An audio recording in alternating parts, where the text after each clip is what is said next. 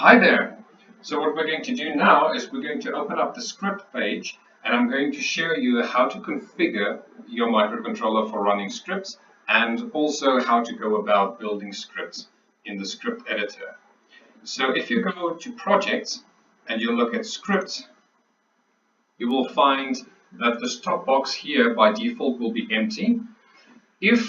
Or let me rather say, once you've built a script and you saved it to the microcontroller, you can always reload that script and edit it and resave it from here. So if you have any available scripts on your microcontroller, it will be available in this drop-down box, as you'll see in a bit. You just simply select the script in question and just click on load and it will automatically populate all these fields. So before we start building scripts, let me just go through the various sections. Like here we have configure. Now this section here is responsible for configuring the microcontroller prior to running a script. So if you have, for example, if you've connected a temperature and humidity sensor to it, here this is the place where you will specify that you have such a sensor connected to it. If you have, say, a servo motor connected to D2, this is where you will specify that. If you need this microcontroller to speak to another microcontroller via HTTP or MQTT, this is where you will specify all of that. Now the actual script part here, once the configuration has been done, the microcontroller will run the script. Now, as you can see, the script is broken up into two parts. You have a setup section and a repeat section.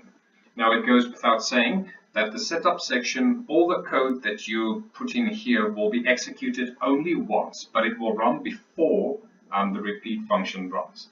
So if you set timers, for example, you want the timer to execute every 10 seconds or 30 seconds, those level of initial setup, or that level, you will do in here.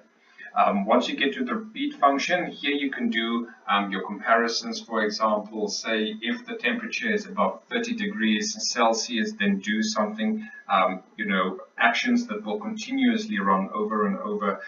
This is the part where you will specify all of that. Here at the bottom, you have save run options or save script in the first block. Once you've completed your script, you can type in any name here. You will see that it does have a restriction of 2 to 8 characters. Now, these names are just old stuff, typical names and stuff that was stored in the Internet Explorer cache, hence the reason why they come up. But in this new script name block, you can just specify any name from 2 to 8 characters and you can click on save and it will save your script on the microcontroller for use later. Important thing to note here is that you should always save your script to the microcontroller in order to run it. The reason for that is your browser is using JavaScript, client-side scripting to build the script. But once you're done with it, you need to save that script over to the microcontroller so that it can be executed on server-side code. So once you've saved it, you'll see that this compile button will become available. Now the compilation block, the only thing that it does is if you click on it, it's going to run through your code and it's just going to check if there's any obvious errors to it. So if, for example, you have an if-then statement, but you fail to mention the then statement, or there's just some syntactically or grammatical, I don't know what the right word for it is, but if there's a mistake in your code, it will highlight it, and I will demonstrate that functionality now. Then as for script execution, you will see you have 3 options here. It's by default it's going to say stop execution. So if you specify that one, it's just going to say that the script has been stopped. You can't click on any one of these yet because we don't have a script that is saved in order to execute it. The second option here, run script. Once we get to the point where we can run it, you just select that radio button, click on execute, and it's going to run your script and you're going to get immediate feedback depending on what the script looks like. The run automatically a radio button option here is going to do exactly the same as run script, but it's going to schedule this script of yours to automatically run when the microcontroller is powered up again. So if you unplug it, you move it somewhere else and you plug it back in, then it's going to do that initial connection to an external router if it's required, and do all sorts of those things, and then it's immediately going to start executing your script. And it will continue running your script until you power it off or switch it off, or until you come back to the system page here and say stop execution. Now, going back to the configure section here, you will see that the configuration is broken up into 3 distinct parts.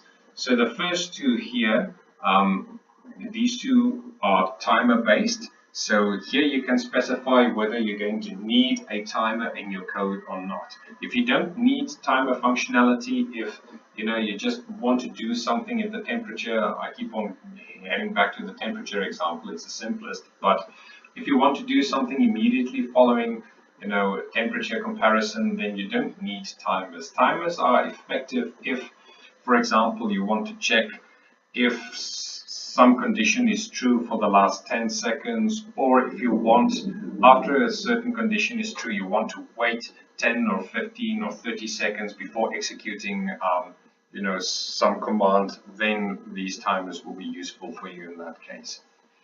Now the second portion here, the D1 until D7, these are the actual digital pins, the USB ports available on the microcontroller itself.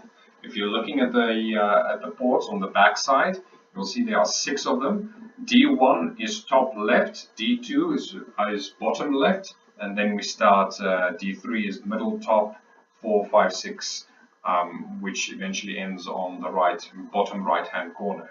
D7 is on the front of the microcontroller, right next to the micro USB where you power it from. Now, the last section here is remote. Remote calls, you will use this section if one microcontroller needs to communicate with another one, for example. So if you want to change the state on a different microcontroller, or you have MQTT in your environment and you would like to see what's going on in the environment or take action based on what value was written to a specific topic, you will then make use of the remote sections here. So it is expected that you will use at least the digital input pins. It's possible that you might only want to use the remote pins for relaying information from maybe one microcontroller to another, but typically, especially in terms of prototyping and playing around with it, you're definitely going to start out by using the digital pins at least.